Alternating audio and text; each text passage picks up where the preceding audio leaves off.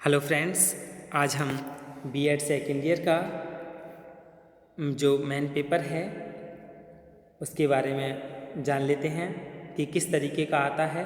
Assessment for learning 2022 में किस तरीके के कैसे क्वेश्चन आए थे। 3 घंटे का पेपर होता है, 80 नंबर का आता है और इसमें 2 खंड होते हैं, यानी लॉन्ग क्वेश्चन में से हमें 3 करने होते हैं 5 में से, और शॉर्ट क्वेश्चन 7 होते हैं जिसमें से हमें 5 करने होते हैं। यानी लॉन्ग क्वेश्चन 15-15 नंबर यानी 45 नंबर के लॉन्ग क्वेश्चन और 7-7 नंबर के 5 यानी शॉर्ट क्वेश्चन आते हैं। 35 नंबर का शॉर्ट, 45 का लॉन्ग। तो लॉन्ग क्वेश्चन हम जान लेते हैं कैसा आता है। What do you mean by continuous and comprehensive evaluation, write down it merit and demerit. यानी सतत एवं व्यापक मूल्यांकन से आपका क्या तात्पर्य है, इसके गुण एवं दोष लिखिए। इसके बाद दूसरा क्वेश्चन क्या है, आर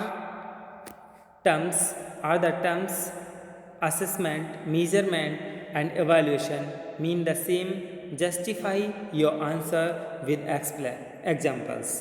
क्या आकलन, मापन और मूल्यांकन शब्द समान अर्थ रखते हैं?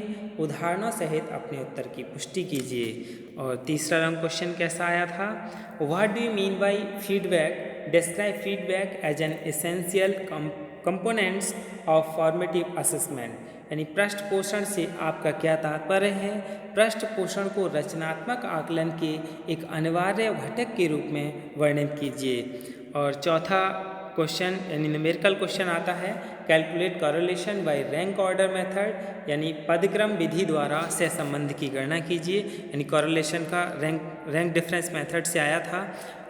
यानी मार्क्स इन साइंस और मार्क्स इन हिंदी, यानी दोनों के दे रखे थे, विज्ञान में अंक और हिंदी में अंक, ये इस तरीके से अंक दे रखे थे।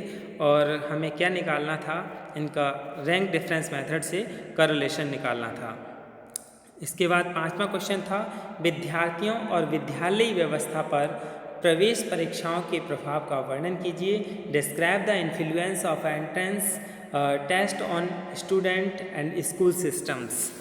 तो 5 लॉन्ग क्वेश्चन थे जिसमें से हमें 3 करने होते हैं। और शॉर्ट क्वेश्चन क्या हैं, पहला शॉर्ट क्वेश्चन जान लेते हैं। 5 करने होंगे हमारे लिए 7 में से। पहला है, write down the need and importance of assessment. आकलन की आवश्यकता व महत्व लिखिए। How projects are different from assignment, discuss. यानी परियोजना दत्त कार्य से कैसे अलग है, असाइनमेंट को दत्त कार्य कहते हैं, में विवेचना कीजिए। अगला है, explain different type of teachers feedback, यानी अध्यापक पृष्ठ पोषण के विभिन्न प्रकारों की व्याख्या कीजिए। Explain the steps of achievement test, यानी उपलब्धि परीक्षण के पद लिखिए। अगला है, डिस्क्राइब इंफॉर्मेशन फोकस्ड टेस्टिंग, सूचना केंद्रित परीक्षण का वर्णन कीजिए। Right formulas of the following, यानी ये फार्मूला लिखने होंगे इनके, मीन, मीडियन, मीन डेविएशन और स्टैंडर्ड डेविएशन, यानी मध्यमान, माध्यिका, माध्य विचलन और मानक विचलन, इनके हमारे लिए फार्मूला लिखने थे। कितना ईजी आया था।